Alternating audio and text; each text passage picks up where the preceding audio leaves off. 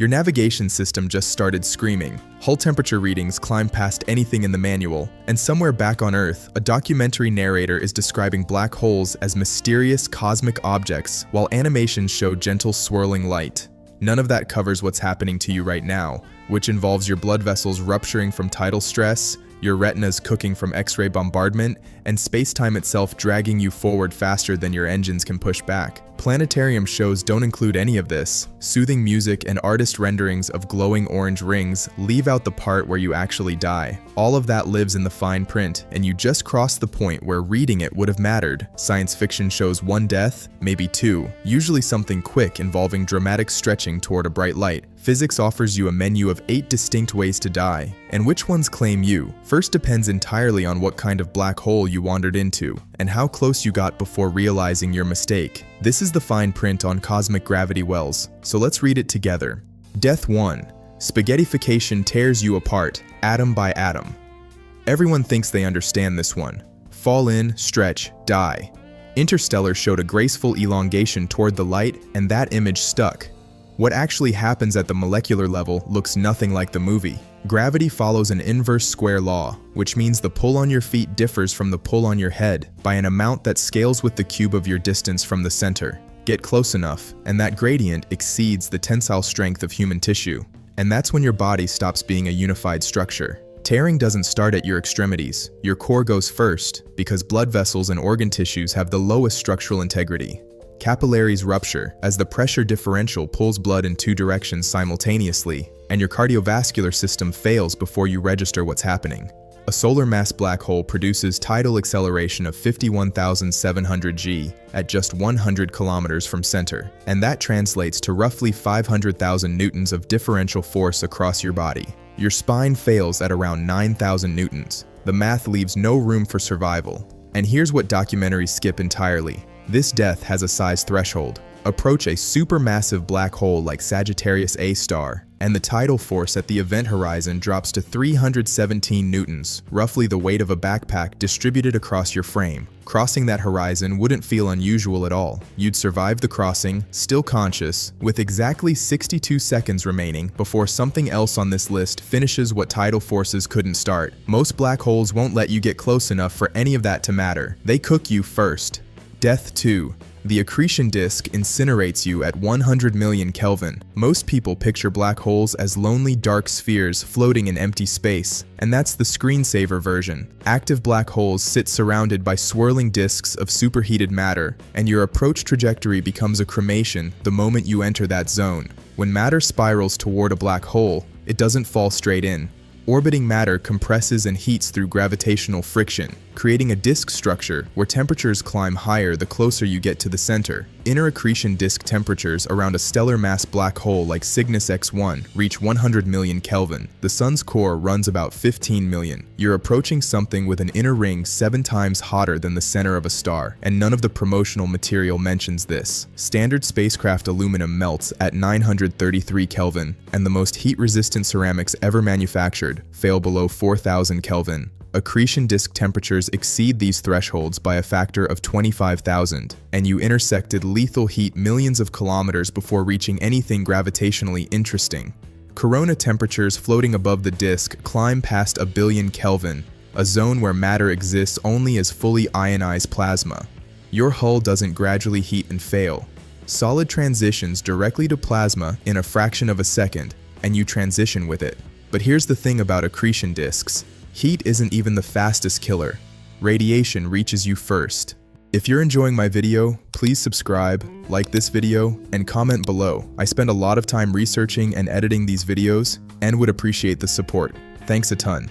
Death 3. X-ray bombardment kills you in microseconds. Everyone worries about gravitational effects and nobody thinks about the light, which is strange because light kills you first at distances where gravity feels perfectly normal. Accretion processes produce radiation at scales that dwarf anything you've encountered. When matter compresses and heats to 100 million Kelvin, it radiates according to black-body physics, and peak emission falls squarely in the X-ray spectrum. Cygnus X1 outputs roughly 2 × 10⁻37 ergs per second in X-rays alone. alone, which works out to approximately 1 million times more X-ray energy than the sun produces across all wavelengths combined. A million suns of pure X-ray radiation, concentrated around an object smaller than Manhattan. Human lethal dose sits at 4 to 5 sieverts. Cygnus X1's luminosity delivers that dose in microseconds at distances of millions of kilometers. X-rays pass through your hull like it isn't there, because at these energy levels, standard shielding accomplishes nothing, and ionization of your DNA begins before your brain registers anything wrong.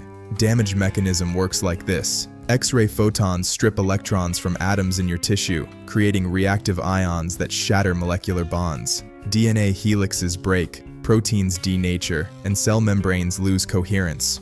All of this happens simultaneously across every tissue in your body, because X-rays don't stop at skin. And if you think the accretion disk sounds bad, wait until you hear what happens when you approach from the wrong angle. Death 4. Relativistic jets turn you into ammunition. Some black holes don't settle for merely killing you. Some want to use your atoms as part of a beam weapon pointed at other galaxies. Most people don't even know black holes produce jets, and documentaries skip this entirely. When accretion disks form around spinning black holes, interactions between infalling matter, magnetic fields, and rotational space-time energy create twin plasma columns that shoot from the poles at velocities approaching light speed. M87 supermassive black hole jets have been measured at greater than 99% light speed. Plasma in those jets experiences time dramatically slower than you do and carries kinetic energy many times greater than its rest mass.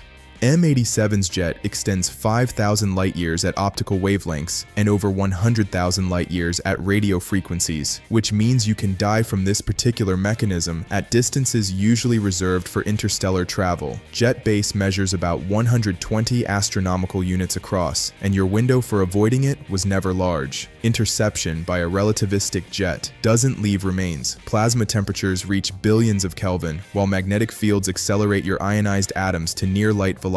Entire process from intact human to dispersed subatomic particles occurs faster than nerve signals propagate. You become part of the beam, a brief addition to something that's been streaming outward for millions of years. Let's say you avoided the disk, survived the radiation, and missed the jets entirely. What waits for you now is something human intuition cannot process. Death 5. Time dilation stretches your final moments across eons. Everyone knows time slows near a black hole because movies showed that part. What movies didn't show is what that actually means for the experience of dying, and why the math creates a situation where you're simultaneously alive and dead depending on who's asking. Gravitational time dilation occurs because space-time curves in the presence of mass, and clocks measure time by tracking movement through space-time. Near a massive object, space-time compresses, which means less distance to traverse and fewer ticks per external second. None of this is perception or illusion. Time as a physical dimension actually behaves this way. Dilation factor approaches infinity at the event horizon. At 1.01 Schwarzschild radii, time runs at 1/10 normal speed, and 1 day of your experience corresponds to 10 days elsewhere. At the horizon itself, the ratio becomes undefined. Observers watching from safe distance see you slow, redden as your light stretches to longer wavelengths, and freeze at the horizon's edge. You never appear to cross. Fading into darkness, you seem to hang there forever from their perspective. Your perspective tells a different story. Crossing the horizon happens without ceremony, and you proceed to the singularity in 15.4 microseconds for a solar mass black hole, or about 62 seconds for something the size of Sagittarius A star. Your final microseconds last eons from outside, and the eons you might have lived compress to microseconds within. Time dilation itself doesn't kill you, because all biological processes slow proportionally. Horror isn't physical here, it's cosmological. You're about to be erased while the universe watches you hover at the edge forever. Some black holes don't wait for you to reach them. Some come to you. Death 6. Hawking radiation detonates micro-black holes. Mass-market documentaries mention this without explaining it. Black holes evaporate by emitting radiation through quantum mechanics, and that radiation carries away mass until the black hole ceases to exist. Solar mass black holes take 10 to the 67th years for this process. Small black holes run on a dramatically different schedule. Hawking radiation works through quantum mechanics at the event horizon. particle-antiparticle pairs pop briefly into existence, and one particle can fall in while the other escapes, carrying away energy and reducing black hole mass. Smaller black holes make this process more intense. A black hole with 1 second of remaining lifetime mass is about 228,000 kilograms and emits radiation at temperatures exceeding 100 billion Kelvin. Final explosion releases energy equivalent to approximately 5 million megatons of TNT. Stephen Hawking's 1974 paper calculated that primordial black holes smaller than 10 to the 15th grams would have already evaporated, which means any near that threshold are entering their final phase right now. Encountering one during its death throes means encountering an explosion that makes thermonuclear weapons look like static discharge. Primordial black holes have another property worth mentioning. They're small enough to pass through solid matter. Death 7. Micro black holes punch through your body.